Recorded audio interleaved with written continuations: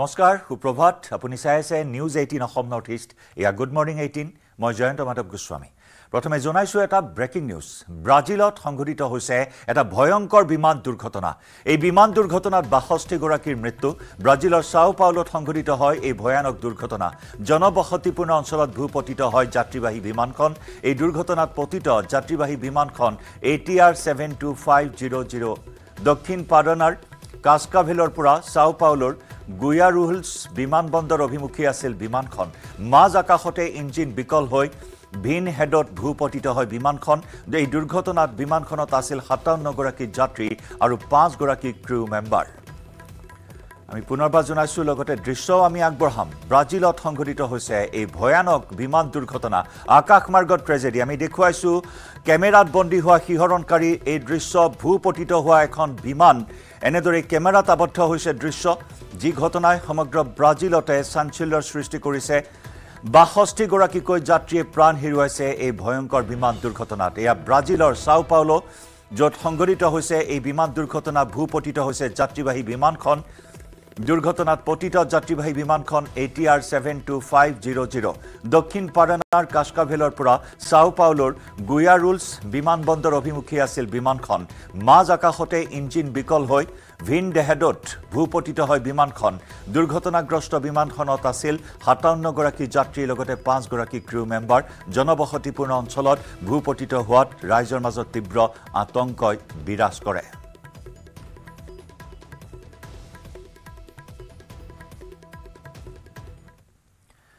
মাজুলীৰ উত্তৰপাৰৰ খেৰকটা নৈত অঘটন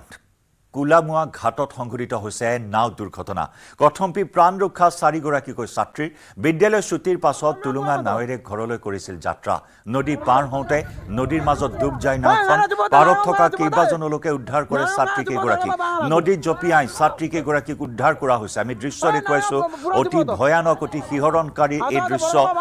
ভৰ বাৰিষা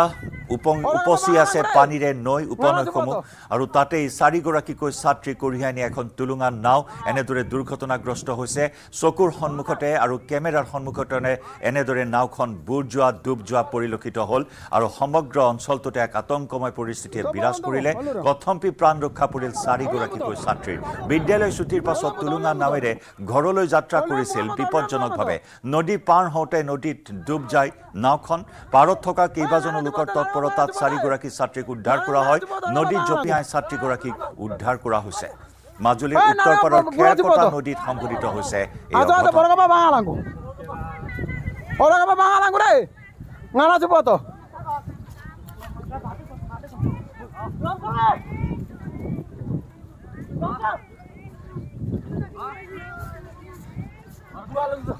আঢ়ৈটামান বাজিছে চাগে আমি তাতে ওচৰতে বহি আছিলোঁ ওচৰত মানে অকণমান আগত আৰু ঘাটৰ আগত তেতিয়া হঠাৎ মানে ছোৱালীবিলাকে চিঞৰি উঠিলে কি বা হ'ল বুলি আমি চালোঁ তাত গৈ চালোঁ যে নাও বুৰিলে তাত একচুৱেলি ছোৱালী 4জনী আছিলে আৰু ষ্টুডেণ্ট মানে ল'ৰা এজন আছিলে যে এজন ষ্টুডেণ্ট নহয় বহুত মানে ইহঁতে আঘাতো পালে লগতে মানে ছোৱালী এজনী বাঁহ এডাল আছিলে মাজত তাত ধৰি আছিলে আৰু লগতে 3জনী ছোৱালী তেওঁৰ গাঁতত ধৰি আছে কত পৰিতে এই 3জনৰ মানে এইটো বাছিলে আমাৰ গাঁৱৰে এজন ল'ৰা আছিলে তেওঁ মানে ইহঁতৰ আৱাজটো শুনি সি আঁতৰি গৈছিলে হয় হামিংবাৰ্ড স্কুলৰ ষ্টুডেণ্ট হয়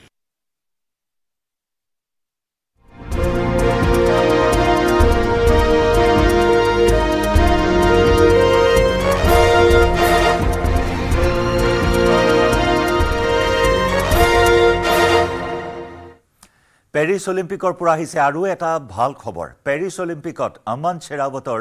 ব্ৰঞ্জৰ পদক জয় ব্ৰঞ্জৰ পদক জয়ৰ যুঁজত পৰ্টৰিকৰ প্ৰতিপক্ষক ধৰাশায়ী কৰি পুৰুষৰ 57 কেজি ফ্ৰী ষ্টাইল শাখাত তৃতীয় স্থান লাভ কৰিলে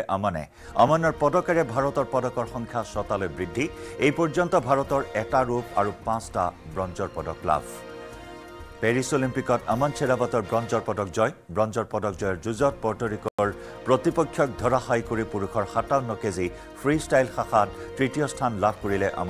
অমনৰ পদকেৰে ভাৰতৰ পদকৰ সংখ্যা 7লৈ বৃদ্ধি পালে এই পৰ্যন্ত ভাৰতৰ 1টা ৰূপ আৰু 5টা ব্ৰঞ্জৰ পদক লাভ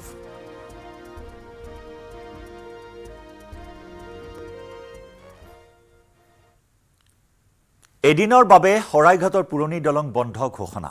উত্তৰ পূব সীমান্ত ৰেলৱে জাৰি কৰিছে জাননী আজি নিশা 11 বজাৰ পৰা দেওবাৰে পুৱা 5 বজালৈ বন্ধ থাকিব দলঙৰ মেৰামতিৰ বাবে এই সিদ্ধান্ত ৰেলৱেৰ মেৰামতি কৰা হ'ব দলঙৰ ভিন্ন স্থানত সৃষ্টি হোৱা গাঁতসমূহৰ এদিনৰ বাবে শৰাইঘাটৰ পুৰণি দলং বন্ধৰ ঘোষণা উত্তৰ পূব সীমান্ত ৰেলৱে জাৰি কৰিছে জাননী আজি নিশা 11 বজাৰ পৰা দেওবাৰে পুৱা 5 বজালৈ বন্ধ থাকিব পুৰণি শৰাইঘাট দলং দলংখনৰ মেৰামতিৰ বাবে এই সিদ্ধান্ত গ্ৰহণ কৰিছে ৰেলৱে মেৰামতি কৰা হ'ব দলঙৰ ভিন্ন স্থানত সৃষ্টি হোৱা গাঁত নামনি অসমৰ জিলাসমূহৰ আৰক্ষী অধীক্ষকক ইতিমধ্যে এই সন্দৰ্ভত অৱগত কৰা হৈছে গধুৰ যান বাহনৰ চলাচলত বাধা প্ৰদান কৰাৰ ক্ষেত্ৰত বিশেষ জাননী জাৰি কৰা হৈছে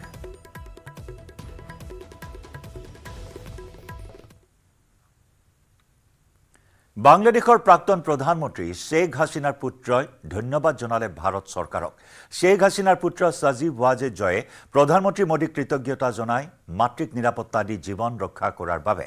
মাতৃৰ জীৱন ৰক্ষাৰ ক্ষেত্ৰত ভাৰত চৰকাৰে লোৱা পদক্ষেপকো ভূয়সী প্ৰশংসা কৰে পুত্ৰ সাজিব ৱাজেদ জয়ে আমেৰিকাৰ বাসিন্দা শেখ হাসিনাৰ পুত্ৰ সাজিব ৱাজেদ জয়ে প্ৰেৰণ কৰিছে আন এটা বাৰ্তা বৰ্তমান পৰিস্থিতিত ভাৰতে বিশ্বৰ নেতৃত্ব লোৱাৰ প্ৰয়োজন বুলি কয় সাজিদ ৱাজেদ জয়ে দক্ষিণ পূব এছিয়াত বিদেশী শক্তিক আন দেশৰ পৰিস্থিতি নিৰ্ধাৰণ কৰিবলৈ নিদিবলৈ আহ্বান জনায় পুত্ৰই ৱাশ্বিংটন ডিসি বাংলাদেশৰ প্ৰাক্তন প্ৰধানমন্ত্ৰী শেখ হাসিনাৰ পুত্ৰ সাজিব ৱাজেদ জয়ৰ মতে ভাৰত চৰকাৰলৈ মোৰ বাৰ্তা প্ৰধানমন্ত্ৰী মোদীৰ প্ৰতি মোৰ ব্যক্তিগত কৃতজ্ঞতা মোৰ মাতৃৰ জীৱন ৰক্ষাৰ ক্ষেত্ৰত তেওঁৰ চৰকাৰে ক্ষিপ্ৰ পদক্ষেপ লোৱাৰ বাবে মই চিৰকৃতজ্ঞ মোৰ দ্বিতীয়টো বাৰ্তাটো হ'ল ভাৰতে বিশ্বত নেতৃত্বৰ ভূমিকা লোৱাৰ প্ৰয়োজন আৰু আন বিদেশী শক্তিক পৰিস্থিতি নিৰ্ধাৰণ কৰিবলৈ নিদিব কাৰণ এইটো ভাৰতৰ পূব দিশ হাসিনাৰ চৰকাৰে বাংলাদেশত শান্তি বজাই ৰাখিলে বিদ্ৰোহ বন্ধ কৰিলে আৰু আমাৰ উপমহাদেশৰ পূব দিশটো সুস্থিৰ কৰি ৰাখিলে আমি একমাত্ৰ চৰকাৰ যিয়ে প্ৰমাণ কৰিলে যে আমি কৰিব পাৰোঁ My message to the government of India, first of all, is my personal gratitude to Prime Minister Modi for his government's quick action in saving my mother's life. That is, I am eternally grateful to. My second message is that India needs to take a leadership role in the world, not let other foreign powers dictate the situation because this is India's neighborhood. This is India's eastern side. It is a proven track record that no one can deny that the Awami League government, Sheikh Hasina's government, kept peace in Bangladesh, kept economic growth, stopped insurgency, and kept the eastern side of our subcontinent stable. We are the only government that has proven we can do it. No one else has. Other governments have tried, they have failed. So if you want stability and security, your best bet is the Awami League. Now, obviously, you cannot directly support a party, but what you can do is support and demand democracy, which is a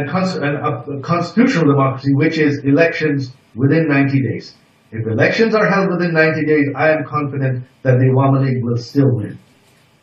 And that is the only thing that will ensure stability in Bangladesh, security and protection of the minorities. That is the only thing that will ensure it.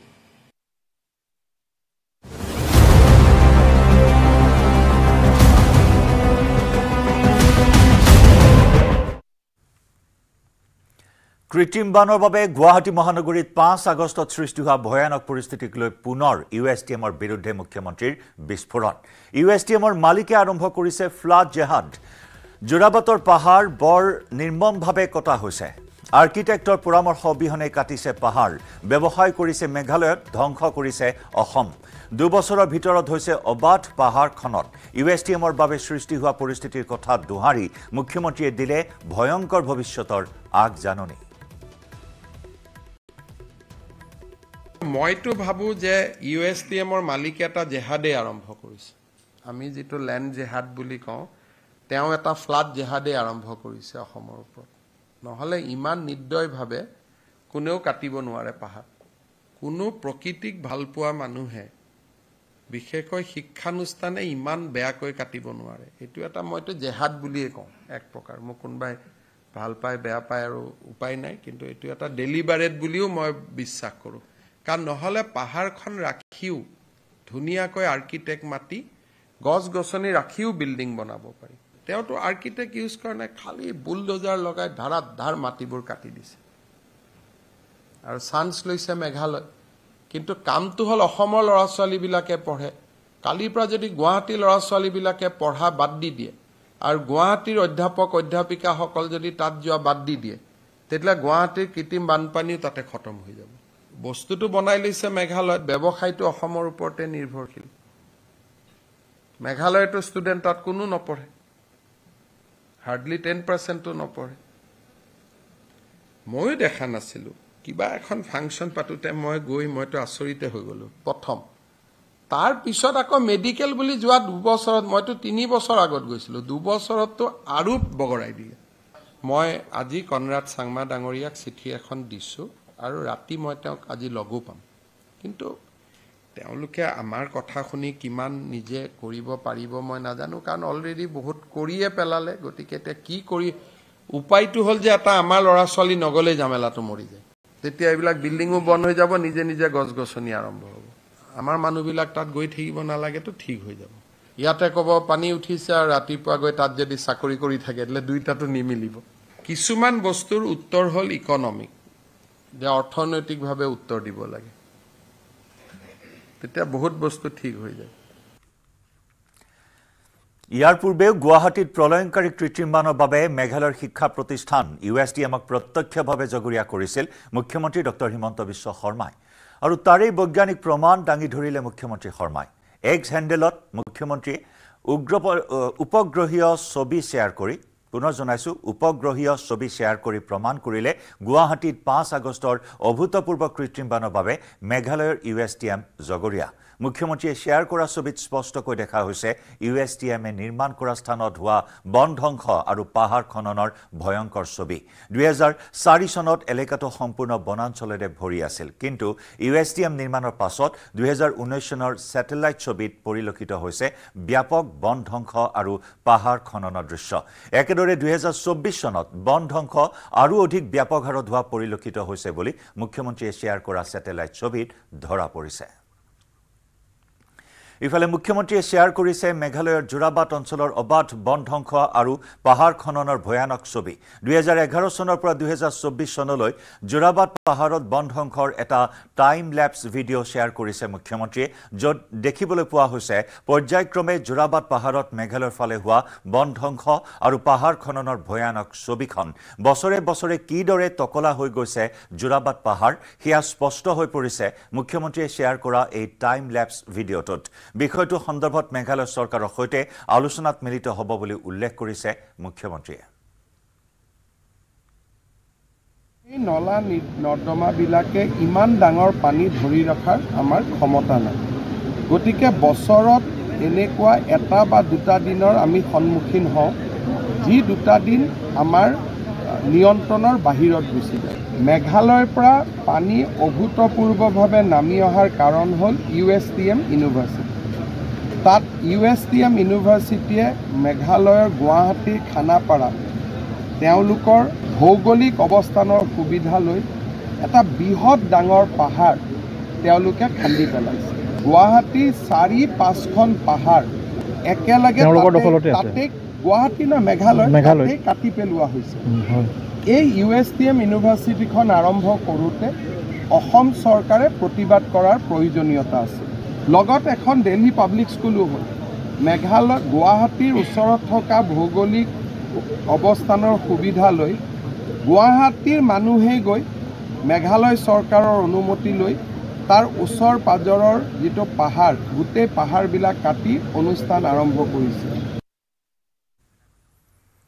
হতিত সাংবাদিক হীৰকজ্যোতি মালাকাৰৰ সৈতে পোনপটীয়া সম্প্ৰচাৰত সংযুক্ত হৈছো কালি সন্ধিয়াৰ ভাগত অহা বৰষুণে পুনৰ অৰাজকতাৰ পৰিস্থিতিৰ সৃষ্টি কৰিলে গুৱাহাটীত হীৰক কোন স্থানত আছে কি পৰিস্থিতি বৰ্তমান ফ্লাড জাহাদৰে ফল ভুগিছে নেকি সঁচাকৈ মুখ্যমন্ত্ৰী কোৱাৰ দৰে মহানগৰবাসী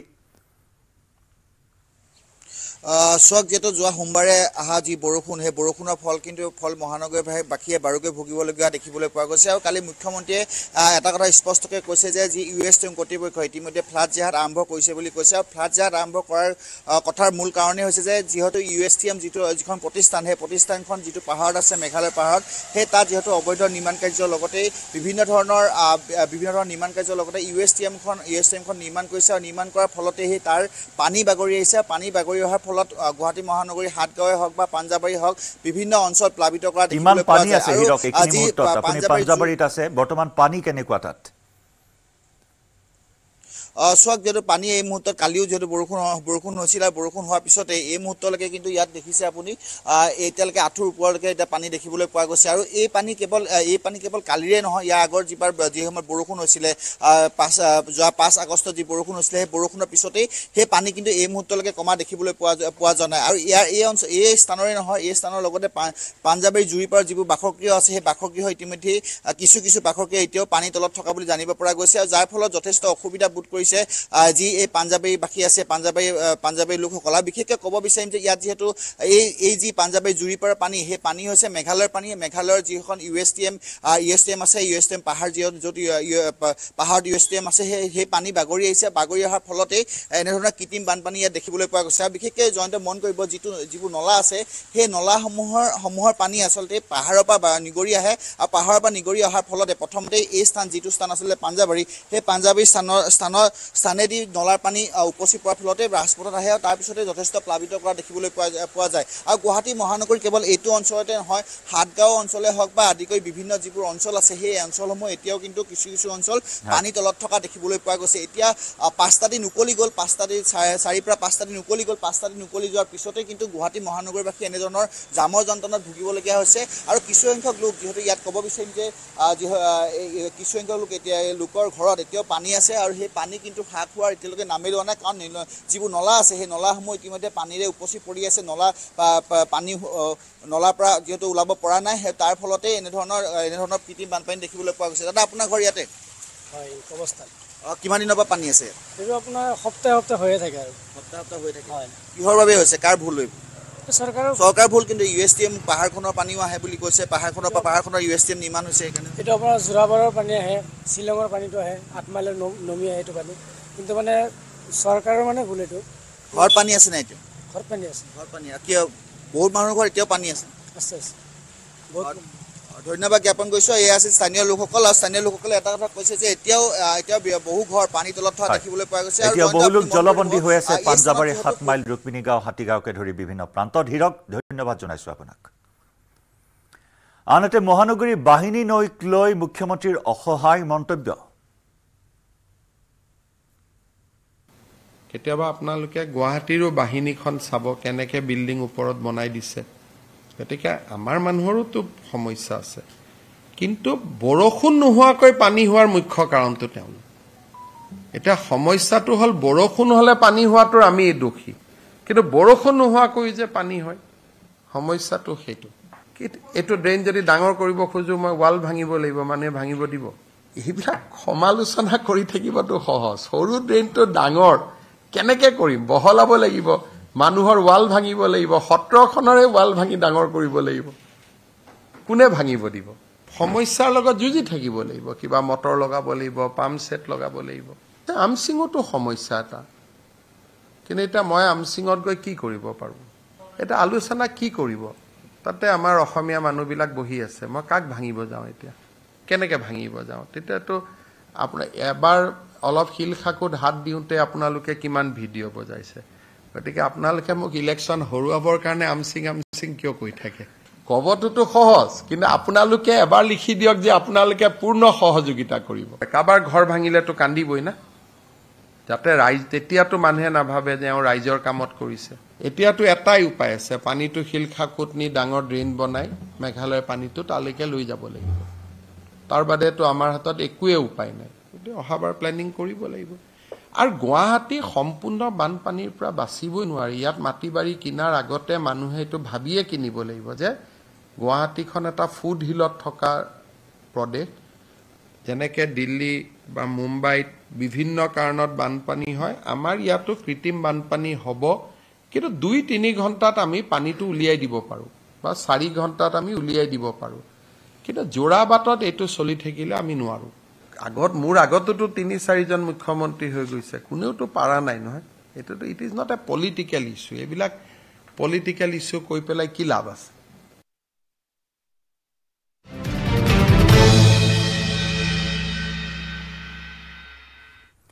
শুকুৰবাৰে সন্ধিয়া অহা এজাক বৰষুণতে পুনৰ প্লাবিত হ'ল মহানগৰীৰ বিস্তীৰ্ণ অঞ্চল প্ৰায় আধা ঘণ্টাৰ বৰষুণতে জলমগ্ন হৈ পৰিল নিউ গুৱাহাটীৰ মাৰ্চেলিং য়াৰ্ড পানীৰ তলত বুৰ যায় জোৰদ নাৰেংগী সংযোগী পথ কৃত্ৰিম বানৰ বাবে জোৰদত সৃষ্টি হয় তীব্ৰ যানজঁট মাত্ৰ আধা ঘণ্টাৰ বৰষুণ আৰু এই আধা ঘণ্টাৰ বৰষুণত পুনৰ জলপ্ৰলয়ৰ সূচনা হ'ল গুৱাহাটী মহানগৰীত প্ৰতিটো ৰাজপথতে একাঠু এবুকু পৰ্যন্ত পানী একেই সোমবাৰৰ লেখীয়াকৈ ঘণ্টাৰ পিছত ঘণ্টা যান-জঁটত বন্দী হৈ ৰ'ল মহানগৰবাসী হাজাৰ হাজাৰ বাহন যান-জঁটত আবদ্ধ হৈ পৰিল 3-4 ঘণ্টা পৰ্যন্ত যান-জঁটত আবদ্ধ হৈ কৃত্ৰিম বানত ককবকাই থাকিবলগীয়া হ'ল মহানগৰবাসী কেইবাটাও দৃশ্য আমি দেখুৱাইছোঁ শুকুৰবাৰে সন্ধিয়া অহা এজাক বৰষুণ আৰু তাৰ পিছত এই অস্বাভাৱিক ৰূপ গুৱাহাটীৰ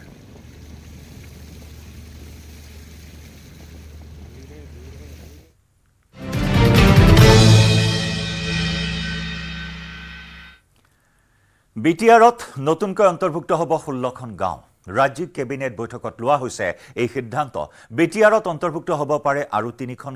গাঁওকেইখনৰ জনসংখ্যাৰ হিচাপ হোৱাৰ পাছতহে সিদ্ধান্ত ল'ব চৰকাৰে পূৰ্বে বিটিআৰত আছিল 40খনৰো অধিক গাঁও আমাৰ বডো একৰ্ডত এটা ক্লজ আছিলে যে বিটিআৰৰ সীমা শোণিতপুৰ জিলাৰ বড়ো অধ্যুষিত অঞ্চলসমূহকো সামৰি ল'ব যোৱা বছৰ 15 আগষ্টত মই ঘোষণা কৰিছিলোঁ যে 60খন নতুনকৈ গাঁও আমাৰ বড়োলেণ্ডত বা বিটিআৰত আমি অন্তৰ্ভুক্ত কৰিম ইতিমধ্যে 41খন গাঁও নতুনকৈ অন্তৰ্ভুক্ত কৰা হৈছিলে কিন্তু 60খন পাবলৈ আৰু 19খন গাঁও আমি বিটিআৰত অন্তৰ্ভুক্ত কৰিব লাগে আজি কেবিনেটে 16খন গাঁও বিটিআৰত অন্তৰ্ভুক্ত কৰিছে নতুনকৈ আৰু 3খন গাঁৱত বড়ো লোকৰ সংখ্যা কিমান আছে তাক চাই পেলাই সিদ্ধান্ত ল'বলৈ মুখ্যমন্ত্ৰীক কৰ্তৃত্ব অৰ্পণ কৰিছে কালি কেবিনেটত লোৱা হৈছে কেইবাটাও গুৰুত্বপূৰ্ণ সিদ্ধান্ত ৰাজ্যৰ বিদ্যালয়সমূহত গণিতৰ শিক্ষক নিযুক্তি দিয়া হ'ব চৰকাৰে নিযুক্তি দিব 1766 জন গণিত শিক্ষক পলিটেকনিক অভিযান্ত্ৰিক কলেজত দিয়া হ'ব নতুন নিযুক্তি কেবিনেটৰ সিদ্ধান্ত সন্দৰ্ভত আমি জনাই আছো তৃতীয় আৰু চতুৰ্থ বৰ্গৰ পদত নিযুক্ত হ'ব 221 জন বিটিআৰত নতুনকৈ 16খন গাঁৱৰ অন্তৰ্ভুক্তিৰ সিদ্ধান্ত লোৱা হৈছে কেবিনেটত বিটিআৰত সোমাব পাৰে আৰু 3খন গাঁও গাঁওকেইখনৰ জনসংখ্যাৰ হিচাপৰ পাছত এই সন্দৰ্ভত সিদ্ধান্ত গ্ৰহণ কৰিব চৰকাৰে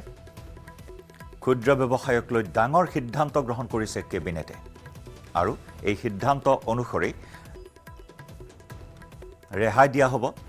ইফালে জিএছটি জাননী সন্দৰ্ভত সিদ্ধান্ত গ্ৰহণ কৰা হৈছে 5 লাখৰ ওপৰত টেক্স ভ্যালু হলেহে প্ৰেৰণ কৰিব জাননী ইফালে স্থানীয় মাধ্যমৰ ব্যক্তিগত বিদ্যালয়ক লৈ চৰকাৰৰ নতুন চিন্তা চৰ্চা সংশ্লিষ্ট বিদ্যালয়ৰ 25% আসন সংৰক্ষণৰ পোষকতা চৰকাৰৰ গুণগত শিক্ষা আহৰণৰ বাবে সংৰক্ষিত আসনসমূহত দৰিদ্ৰ মেধাৱীক নামভৰ্তি কৰাৰ চিন্তা চৰ্চা কৰিছে চৰকাৰে সেই 25% আসনৰ মাচুল পৰিশোধ কৰিব চৰকাৰে অসমীয়া মাধ্যমৰ বিদ্যালয়ৰ ক্ষেত্ৰতহে এই সিদ্ধান্ত শিক্ষা বিভাগক এই সন্দৰ্ভত পৰামৰ্শ দিছে কেবিনেটে অসমৰ বহুত অঞ্চলত স্থানীয় মাধ্যমত কিছুমান ভাল ভাল স্কুল গঢ় লৈ উঠিছে আজি আমি শিক্ষা বিভাগক নিৰ্দেশ দিছো যে সেই বিদ্যালয়সমূহৰ 25% সিট চৰকাৰে লৈ ল'ব পাৰে নেকি আৰু চৰকাৰে ষ্টুডেণ্ট নিদিয়ে গাঁওখনৰে দুখীয়া 25% লৰাই এডমিশ্যন ল'ব পাৰে নেকি এই ধৰণৰ ভাল অসমীয়া মাধ্যমৰ বিদ্যালয়বিলাকত যিবিলাক সামাজিক সংস্থাসমূহে পৰিচালনা কৰে, প্ৰফিট মটিভ নাই, য'ত মালিক নাথাকে, কোনোবা নহয় কোনোবা সমিতিয়ে পৰিচালনা কৰে, তেনেকুৱা স্কুলবিলাকত যদি আমি 25% সিট দুখীয়া ল'ৰা ছোৱালীৰ কাৰণে আমি মুকলি কৰি দিব পাৰোঁ, এটা পৰীক্ষা লৈ পেলাই কম্পিটিশ্যন কৰি 25% ষ্টুডেণ্ট তেওঁলোকে ল'ব, আৰু তাৰ ফিজটো যিয়ে প্ৰচলিত ফিজ নহওক কিয় ফিজটো ৰাজ্য চৰকাৰে দিব। তেতিয়া বহুত ল'ৰা ছোৱালী, দুখীয়া ঘৰৰ ল'ৰা ছোৱালী যাৰ মনত এটা ইচ্ছা থাকে, কিছুৱে অন্ততঃ মেধাৰ ভিত্তিত পৰীক্ষা দি তেনেকুৱা স্কুলবিলাকত নামভৰ্তি কৰিব পাৰিব। চৰকাৰে বিদ্যালয়ত নিযুক্তি দিব গণিতৰ স্নাতক শিক্ষক। চৰকাৰে নিযুক্তি দিব 1766 জন গণিত শিক্ষক। পলিটেকনিক আৰু অভিযান্ত্ৰিক কলেজতো নিযুক্তি দিয়া হ'ব। তৃতীয় আৰু চতুৰ্থ বৰ্গৰ 221টা পদত হ'ব নিযুক্তি। কালি অনুষ্ঠিত হোৱা ৰাজ্যিক কেবিনেটত লোৱা হৈছে এই সিদ্ধান্ত। অসমৰ স্কুলবিলাকত গ্ৰেজুৱেট টিচাৰ ছায়েন্স আছিলে আৰু গ্ৰেজুৱেট টিচাৰ আৰ্টছ আছিলে, কিন্তু আমি এটা অনুভৱ কৰিছোঁ যে স্কুলসমূহত যদি অংকৰ এজন শিক্ষক নাথাকে তেতিয়াহ'লে শিক্ষা ব্যৱস্থাটো শক্তিশালী হ'ব নোৱাৰে। অসমত গ্ৰেজুৱেট টিচাৰ মেথছ বুলি এটা নতুন শিক্ষকৰ পদ সৃষ্টি কৰিছে, আৰু এই গ্ৰেজুৱেট টিচাৰ মেথছত আমি 1766 গৰাকী শিক্ষক শিক্ষয়িত্ৰীক নিযুক্তি দিয়াৰ বাবে সিদ্ধান্ত লৈছে। ইফালে ক্ষুদ্ৰ ব্যৱসায়ক লৈ ৰাজ্যিক কেবিনেটৰ ডাঙৰ সিদ্ধান্ত। GSTৰ জাননী প্ৰেৰণক লৈ নতুন সিদ্ধান্ত চৰকাৰৰ। 5 লাখৰ ওপৰত টেক্স ভেলু হ'লেহে প্ৰেৰণ কৰিব জাননী। 5 লাখৰ তলৰ টেক্স ভেলুত ক্ষুদ্ৰ ব্যৱসায়লৈ ৰেহাই। GST ধাৰা 161 অনুসৰি কেবিনেটে গ্ৰহণ কৰে এই সিদ্ধান্ত। পুৰণি জাননীৰ পৰা ৰেহাই দিব চৰকাৰে। আজি কেবিনেটে এটা সিদ্ধান্ত ল'লে যে যদি 5 লাখ টকাতকৈ অধিক টেক্স ভেলু হয় তেতিয়াহে ছফ্টৱেৰৰ বেচিছত নটিচ যাব। ইয়াৰ ফলত ভৱিষ্যতে ক্ষুদ্ৰ ব্যৱসায়ীসকল আমাৰ যিটো বিগ ডেটা এনালাইচিছৰ ওপৰত আমি নটিচ পঠাওঁ তাৰ পৰা তেওঁলোকে ৰেহাই পাব। আজি কেবিনেটে এটা সিদ্ধান্ত ল'লে যে যদি 5 লাখ টকাতকৈ অধিক টেক্স ভেলু হয় তেতিয়াহে ছফ্টৱেৰৰ বেচিছত নটিচ যাব। ইয়াৰ ফলত ভৱিষ্যতে ক্ষুদ্ৰ ব্যৱসায়ীসকল আমাৰ যিটো বিগ ডেটা এনালাইচিছৰ ওপৰত আমি নটিচ পঠাওঁ তাৰ পৰা তেওঁলোকে ৰেহাই পাব। মৰাণৰ পৰা সন্ধানহীন এজন 7ম শ্ৰেণীৰ ছাত্ৰ। সন্ধানহীন কিশোৰ ছাত্ৰজন মৃগাংক ৰায়। বুধবাৰৰ পৰা সন্ধান নাই মৃগাংকৰ। সন্ধিয়া ঘৰৰ পৰা ওলাই গৈছিল ছাত্ৰজন। মৰাণ জাতীয় বিদ্যালয়ত অধ্যয়নৰত মৃগাংক। তিলৈ গ্ৰাম্য বজাৰত ঘৰত সন্ধানহীন মৃগাংক।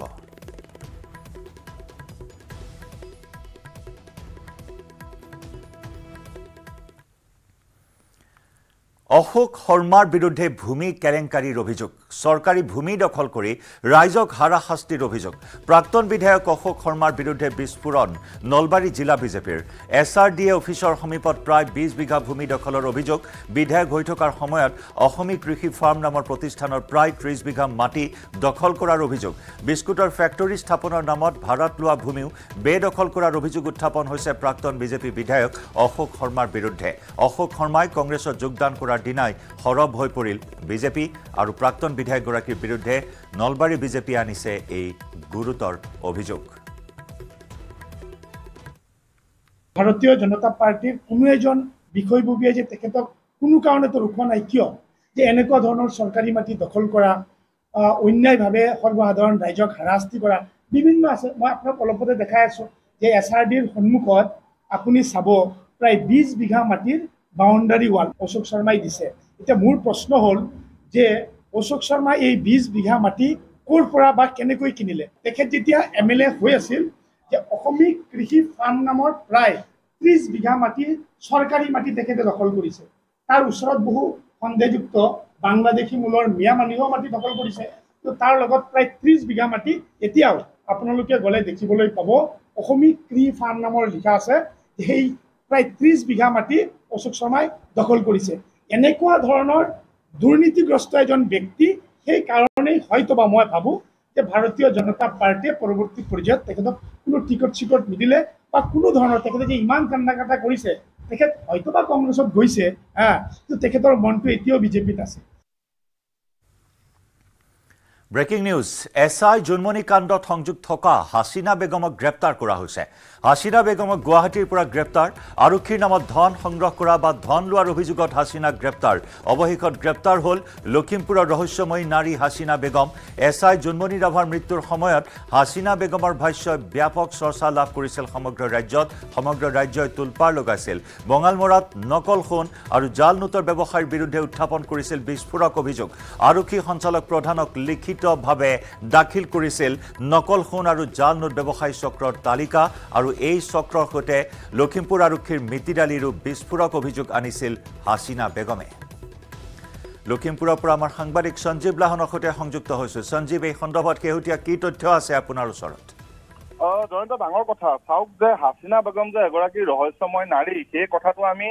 যেতিয়া নেকি এছআই জুনমণি ৰাভাৰ ৰহস্যজনক মৃত্যু হৈছিলে আৰু তাৰ পিছ মুহূৰ্ততে মুখ খুলিছে হাছিনা বেগমে তেতিয়া আমি উল্লেখ কৰিছিলো কাৰণ হাছিনা বেগমো আছিলে এগৰাকী গেংষ্টাৰ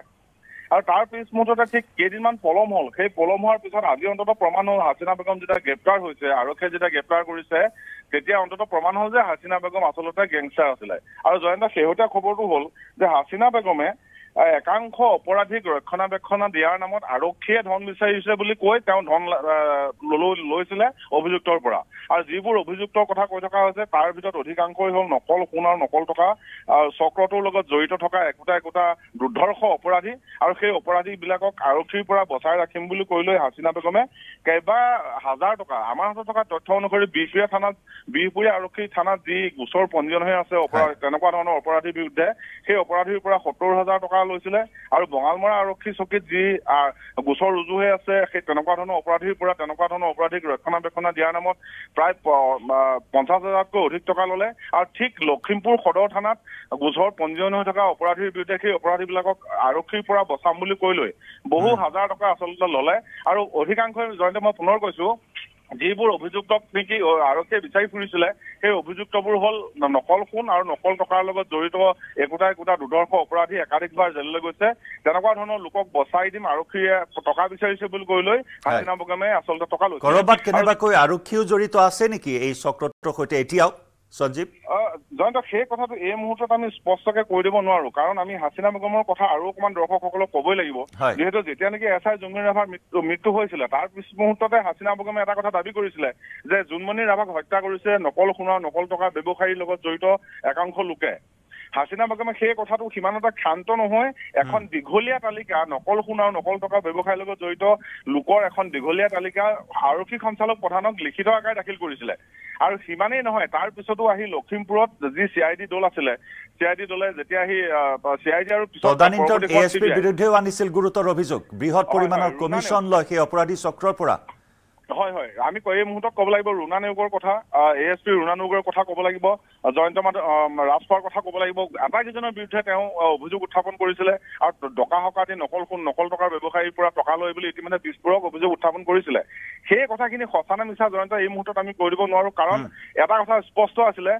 হাছিনা বেগমো আছিলে তেনেকুৱা নকল সোণ আৰু নকল টকা ব্যৱসায়ী এটা চক্ৰৰ লিডাৰ অৰ্থাৎ গেংষ্টাৰ এগৰাকী গেংষ্টাৰ আছিলে যেতিয়া নেকি গেং ৱাৰ হৈছিলে আচলতে সেইটো সময়ত ইটো গেঙৰ কথা ইটো গেঙে লগাই দিয়ে আৰক্ষীক ইটো গেঙৰ কথা ইটো গেঙে আৰক্ষীক লগাই দিয়ে আৰু তাৰ মাজতে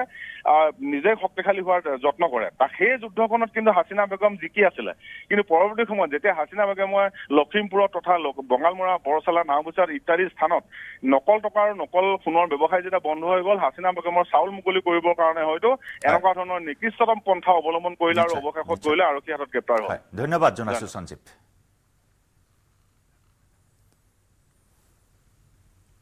ইয়াৰে সৈতে সময় হ'ল গুড মৰ্ণিং 18ৰ পৰা বিদায় লোৱাৰ খন্তেক বিৰতিৰ পিছতে লৈ আহিম দ্ৰুত সংবাদ